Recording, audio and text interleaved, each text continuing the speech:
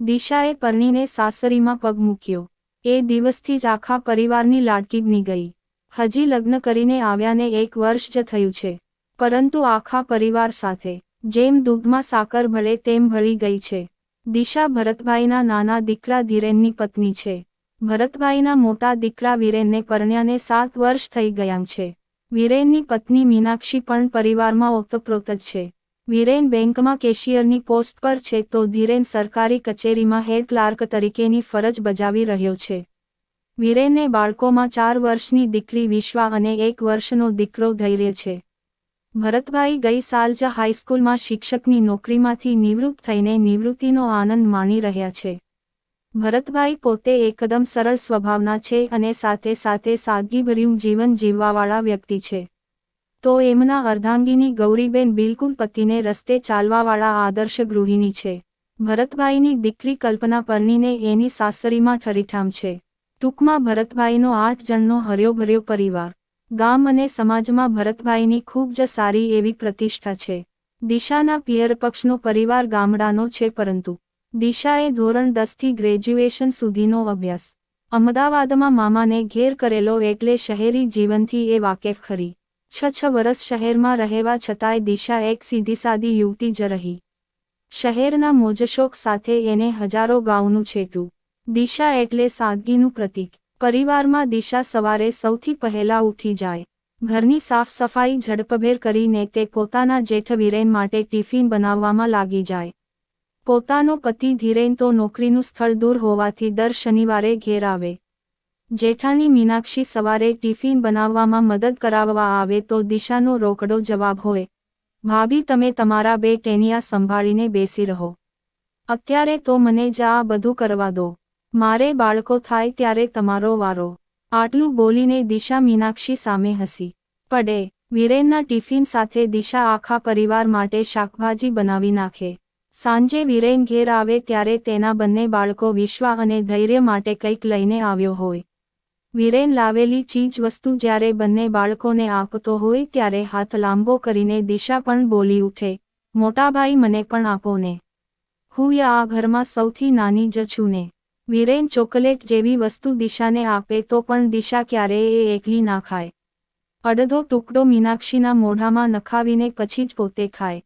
આવા સમયે બંને દેરાણી જેઠાણી નાના બાળકો બની જાય. વીરેને લાવેલ ફળફળાદીના તો કાયમ 4 ટુકડા જ થાય. દિશા એક ટુકડો મીનાક્ષીને ખવડાવીને પછી સાસુ સસરા પાસે પહોંચી જાય અને બોલી ઉઠે, મમ્મી મમ્મી મોં ખોલો ને. ગૌરીબેનને ખબર જ હોય એટલે તેઓ મોઢું ખોલીને બેસી જાય. પાછળ સંતાડી રાખેલ ટુકડો દિશા ગૌરીબેનના મોઢામાં મૂકી દે. આવા સમયે ગૌરીબેન દિશાને ઘણીવાર ટકોરે, અલી કોઈ બીજું ભાળતું હોય ત્યારે જોજે આવું ન કરતી, નજર લાગી જશે કોકની. સસરા ભરતભાઈના ભાગનો ટુકડો તો ગૌરીબેનના હાથમાં પકડાવીને દિશા બોલી ઉઠે, ચલો મમ્મી હવે બાપુજીને તમે ખવડાવો. દિશાના મોઢેથી આટલું સાંભળતા તો આધેડ વયના ગૌરીબેનના મુખ પર લાલીમાં છવાઈ જાય.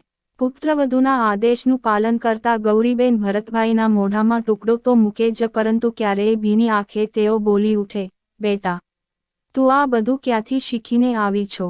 પ્રત્યુત્તરમાં દિશા માત્ર થોડું હસી લે. લગ્ન કરીને આવ્યા પછી શરૂમાં સવારે 9 વાગ્યે દિશા વિશ્વાને કંઈક શીખવા બેસી જતી હતી.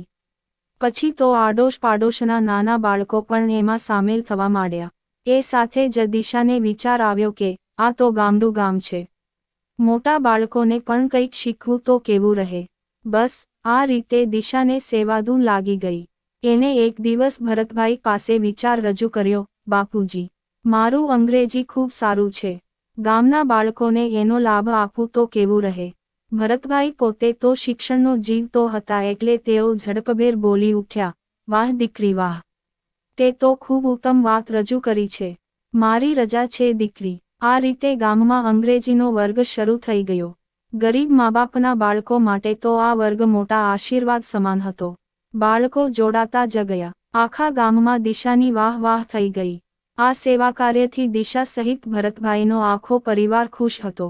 થોડી મુશ્કેલી હોય તો એ માત્ર ધીરેનને જ હતી કારણ કે નોકરીનું સ્થળ 100 કિલોમીટર દૂર હતું એટલે અપડાઉન તો શક્ય હતું નહીં.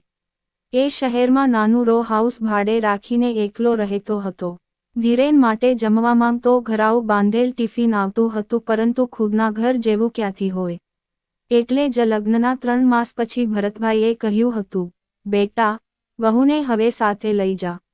પરંતુ દિશાએ એ વખતે જ વિનંતીથી સસરા ભરતભાઈને કહ્યું હતું કે મને 2 વર્ષ તો આ પરિવારની સેવા કરવા રહેવા દો બાપુજી. ભરતભાઈ ગદગદ થઈને બોલી પડ્યા હતા કે આવી વહુ તો લાખોમાં એક હોય. બસ એ જ દિવસથી ધીરેને પણ મનને મનાવી લીધું કે 2 વર્ષ તો હમણાં વીતી જશે, થોડી તકલીફ તો તકલીફ. અને એટલે જ ધીરે ધીરે એકલવાયું જીવન એને કોઠે પડી ગયું. ગામડે આવતી બસમાં બેસીને શનિવારે જ્યારે ધીરેન ઘેર આવી રહ્યો હોય ત્યારે એ બસમાં બેઠેલ ગામના 1-2 વ્યક્તિઓના મુખે તો દિશાના વખાણ સંભળાય જ. આમે ભરતભાઈનો પરિવાર ગામમાં પ્રતિષ્ઠિત તો હતો જ ને એના પર દિશાએ 4 ચાંદ લગાવી દીધા હતા. ધીરેનને આથી જતો પરમ સંતોષ હતો. દિશાની વાહવાહીથી એની બધી જ સમસ્યાઓ એને સાવ સામાન્ય લાગતી હતી. સમય વીતતો ગયો. એક રાત્રે દિશાએ ધીરેનને એક વાત કરી, ધીરેન, હવે હું આ ગામથી ખૂબ સારી રીતે પરિચિત થઈ ગઈ છું. આ ગામમાં 50 પરિવાર સાવ સામાન્ય સ્થિતિના છે. એમના માટે લાભદાયક કોઈ યોજના હોય તો બતાવો ને. ધીરેને દિશાના ગાલે ટપલી મારતા હળવી રમૂજ સાથે કહ્યું, વાહ રે મારા સમાજસેવક ધર્મપત્ની. આ બધું તમને ક્યાંથી સૂઝે છે? હવે સાસુજીને ફોન કરીને કહેવું પડશે કે આ તમારી દીકરી સેવાબેક ધરી લેશે તો મારું રણિગ્ની કોણ થશે? જો કે આટલું કહેતા તો ધીરેનની આંખમાંથી આંસુ સરી પડ્યા. એને ઝટપટ દિશાની સાડીથી આંસુ લૂછીને કહ્યું, દિશા, તારી આ નિસ્વાર્થ ભાવના સેવાભાવની ઈચ્છા જલ્દી પૂરી થશે. હું જિલ્લા ઉદ્યોગ કેન્દ્રમાં આ બાબતે ચર્ચા કરી જોઈશ.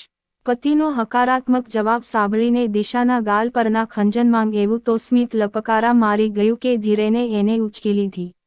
સીવવાના સંચા માટે લાભાર્થીઓના ફોર્મ ભરાઈ ગયા અને એકાદ માસમાં તો 25 સંચાઓનું વિતરણ પણ થઈ ગયું. તો ગામમાં પાપડ માટેનું ગૃહ ઉદ્યોગ કેન્દ્ર પણ શરૂ થયું.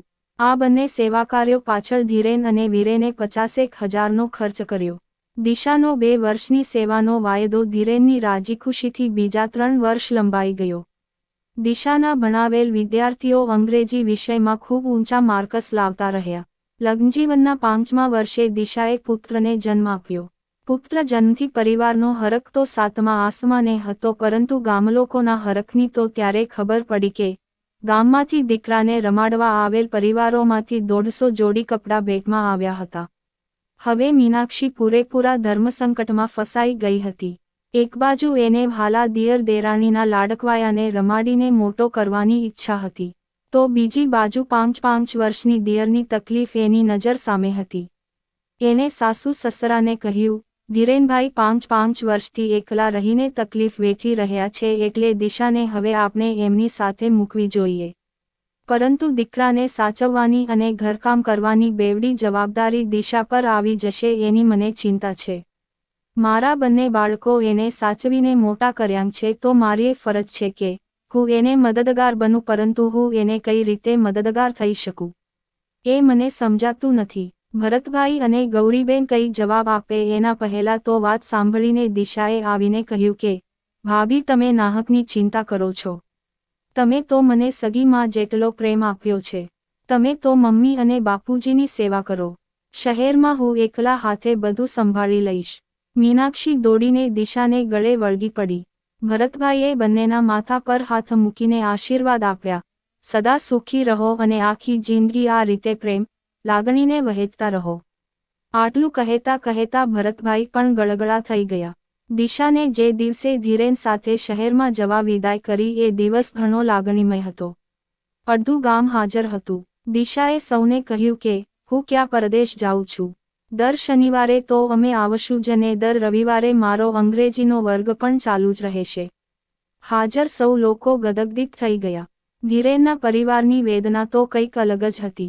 સાસુ સસરા અને જેઠ જેઠાણીને વંદન કરીને દિશા અને ધીરેને શહેર તરફ પ્રયાણ કર્યું. ધીરેને 1 મહિના પહેલા નવું મોકળાશવાળું મકાન ભાડે રાખી લીધું હતું. શહેરમાં જતાં જ દિશાએ નવી ઘરવખરીની ખરીદી કરી. 15 દિવસમાં તો બધું ગોઠવાઈ ગયું. પુત્ર કૈકુની અને ઘરની જવાબદારી દિશા સહજ રીતે નિભાવી રહી હતી, છતાંય પરિવારના વિરહનો ખટકો એને જરૂર સાલી રહ્યો હતો. 15મા દિવસના શનિવારે રાત્રે તો બંને જણ વતન આવી ગયા. રવિવારનો વર્ગ અને ગૃહ ઉદ્યોગની મુલાકાત દિશા માટે દર રવિવારે કાયમી બની ગયા. વિશ્વાને અભ્યાસ માટે દિશા શહેરમાં લઈ ગઈ. 6 વર્ષનો સમય આ રીતે વીતી ગયો. વિશ્વા અત્યારે 11મા ધોરણમાં છે અને કૈકવ પહેલા ધોરણમાં. એક્ટિવા પર દિશા બંને બાળકોને સવારે 7 વાગ્યે શાળાએ મૂકી આવી. તેના પછી 9 વાગ્યે તેના રહેઠાણ નજીકની એક ચાલીમાં અંગ્રેજીનો વર્ગ લેવા ગઈ. આ વર્ગ લેવાનું તેને હમણાં જ જૂન મહિનાથી શરૂ કર્યું હતું. ચાલીના નાકા પાસે એક મકાન આગળના નાના ચોકમાં તે વર્ગ બેસાડતી હતી. દિશાએ એક્ટિવા પાર્ક કરીને ચોક બાજુ જવાનું કર્યું ત્યાં જ તેની નજર પાછળ રસ્તા પર પડી. વર્ગમાં આવતી એક છોકરી બેધ્યાનપણે દોડતી દોડતી રસ્તો ઓળંગી રહી હતી. એ વખતે રસ્તા પર ઝડપભેર ટ્રક આવી રહી હતી. ઘડીનો વિલંબ કર્યા વગર દિશાએ છોકરીને બૂમ મારીને રોકવાનો પ્રયત્ન કર્યો પરંતુ એ નિરર્થક નીવડ્યું. ખુદ દિશાએ દોટ મૂકી. છોકરીને બચાવવા જતાં ખુદ દિશાએ ટ્રક સાથે ટકરાઈ ગઈ. ટ્રક ડ્રાઈવરે બ્રેક તો મારી પરંતુ દિશા ખૂબ ખરાબ રીતે ઈજાગ્રસ્ત થઈ ગઈ. વાહ રે કુદરત! કયા લેખ હશે દિશાના! આનું નામ જ ધરમ કરતા ધાડ પડી કહેવાય ને. તાત્કાલિક ચાલીવાળાઓએ દિશાને હોસ્પિટલ ખસેડી. તાબડતોબ ફોન કરીને ધીરેનને બોલાવવામાં આવ્યો. લોહી ઘણું વહી ગયું હતું. દિશાને માથામાં ગંભીર ઈજા થઈ હતી. આઈસીયુમાં ખસેડીને ઓપરેશન કરવાનું ગોઠવાયું. ધીરેને વતનમાં ફોન કરીને જાણ કરી દીધી. 2 કલાકમાં તો આખો પરિવાર હાંફળો ફાંફળો દોડી આવ્યો. ઓપરેશન સફળ થતાં સૌને હાશ થઈ. ઓપરેશનના બીજા દિવસે દિશા ભાનમાં આવી. ભાનમાં આવ્યા પછી ચકળવકળ આંખે એ સૌને જોવા લાગી. દિશા સૌને ઓળખવાનો નિરર્થક પ્રયાસ કરી રહી હતી. એ કોઈને ઓળખી શકી નહીં. હા, દિશા યાદશક્તિ ગુમાવી બેઠી હતી. પરમાર્થી અને ભર્યાભાદર્યા પરિવાર પર આમ સાવ અણધાર્યો વજ્રઘાત થયો. હોસ્પિટલમાંથી અઠવાડિયે રજા મળતા દિશાને લઈને સૌ વતનમાં આવ્યા. ડોક્ટરોએ હૈયાધારણ આપી હતી કે કદાચ ધીરે ધીરે સૌ સારા વાના થઈ જશે. પરંતુ હસતી ખેલતી સેવાભાવી યુવતી હાલ શાનભાન ખોઈ ચૂકી હતી. એનું શું? વિશ્વા અને કૈકવનો અભ્યાસ ના બગડે એ માટે ધીરેનની બહેન કલ્પના શહેરમાં ધીરેનને ઘેર રહેવા આવી. ધીરેન સાવ હતાશ થઈ ગયો હતો એટલે જ કલ્પનાએ ધીરેનના ઘેર રહેવાનું નક્કી કર્યું હતું.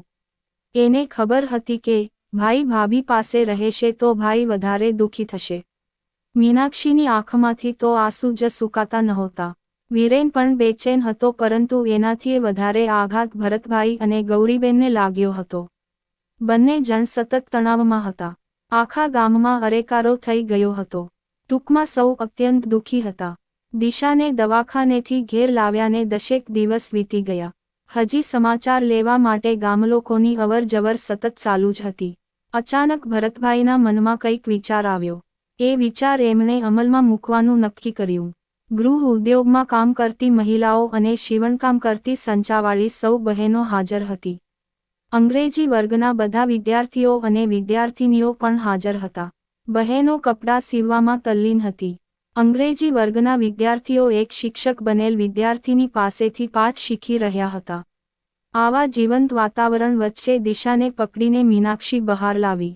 ભરતભાઈના ઘર આગળના ચોગાનમાં સુંદર દ્રશ્ય સર્જાયું હતું. ગૃહ ઉદ્યોગની મહિલાઓ પાપડ વણી રહી હતી. સંચાવાળી બહેનો કપડાં સીવી રહી હતી. વિદ્યાર્થીઓ મોટેથી અંગ્રેજી સ્પેલિંગો બોલી રહ્યા હતા. ગામના 200 જેટલા સ્ત્રી પુરુષો આંખો બંધ કરીને ધ્યાનસ્થ અવસ્થામાં પ્રભુને પ્રાર્થના કરી રહ્યા હતા. સૌ પ્રથમ વીરેને સફરજનના 4 ટુકડા કરીને મીનાક્ષીના હાથમાં આપ્યા. મીનાક્ષીએ એ 4 ટુકડા દિશાના હાથમાં પકડાવ્યા. દિશાએ ટુકડા હાથમાં પકડતા જ મીનાક્ષીએ તેને કહ્યું, મને ખવડાવવાનું ભૂલી ગઈ કે શું? દિશા તો બેધ્યાન ઊભી જ રહી પરંતુ મીનાક્ષીએ દિશા પાસેનો એક ટુકડો એના મોઢામાં નાખ્યો. એના પછી મીનાક્ષી દિશાને ગૌરીબેન પાસે લઈ ગઈ અને બીજો ટુકડો દિશા દ્વારા જ ગૌરીબેનના મોઢામાં નખાવ્યો. મીનાક્ષીએ દિશા પાસે રહેલ ત્રીજો ટુકડો ગૌરીબેનના હાથમાં મુકાવ્યો. ગૌરીબેને ટુકડો લઈને દિશા જુએ તેમ ભરતભાઈના મોઢામાં મૂક્યો. ખાવાના હોશ તો કોઈને ક્યાં હતા પરંતુ ભૂતકાળનું રિહર્સલ થતું ગયું.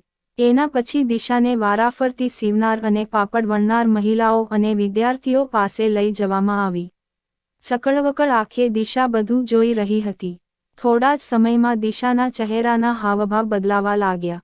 તે આમ તેમ જોવા લાગી. દિશા સૌને ઓળખવાનો પ્રયત્ન કરી રહી હોય તેવું લાગ્યું. શું આ ભ્રમ હતો? બિલકુલ નહીં, હકીકત હતી. દિશા આ બધું સતત જોતી રહી. ચારે બાજુ નજર ફેરવતા ફેરવતા એની નજર સસરા ભરતભાઈ પર સ્થિર થઈ. ધીરે ધીરે દિશાના હોઠ ખુલ્યા. થોડીવાર પછી એના મોઢેથી શબ્દો નીકળી પડ્યા, બાપુજી. આનંદ સાથે સૌ દોડીને દિશા પાસે આવી પહોંચ્યા. કોલાહલ સાંભળીને પ્રાર્થનામાં બેઠેલ સૌ દોડતા આવીને દિશાને ઘેરી વળ્યા. શું આ કોઈ ચમત્કાર હતો? શું આ સૌની સહિયારી પ્રાર્થનાનું ફળ હતું? શું આ પગભર થયેલ મહિલાઓ અને શિક્ષણમાં હોશિયાર થયેલ સૌની દુઆ હતી? શું આ દિશા પર આવેલ ઘાત ટળી ગઈ એનો સંકેત હતો? એ માત્ર કુદરત જાણે, પરંતુ દિશાની સ્મૃતિ પાછી આવી ગઈ હતી. સૌ અંતખુશ હતા. મીનાક્ષી વિડીયો કોલ કરીને દિયર ધીરેનને આ દ્રશ્ય બતાવી રહી હતી. ધીરેનની ઓફિસના સૌ સ્ટાફમિત્રો ધીરેનને વીંટળાઈને બધું જોઈ રહ્યા હતા અને ધીરેનની આંખોમાં આવેલ અશ્રુધારાને વારાફરતી રૂમાલથી લૂછી રહ્યા હતા.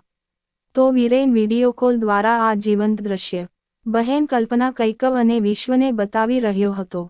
કૈકવ જોર જોરથી બૂમો પાડી રહ્યો હતો. મમ્મી સાજી થઈ ગઈ, મમ્મી સાજી થઈ ગઈ. કારણ કે એને તો એટલી જ ખબર હતી કે એની મમ્મી બીમાર છે. આજની કહાની કેવી લાગી કોમેન્ટ કરીને જણાવજો. અને જો વિડીયો સારો લાગે તો લાઇક, શેર અને ચેનલમાં પહેલીવાર આવ્યા છો તો અમારી ચેનલને સબસ્ક્રાઇબ કરી અમને પ્રોત્સાહિત કરવા વિનંતી. જય માતાજી, જય શ્રી કૃષ્ણ.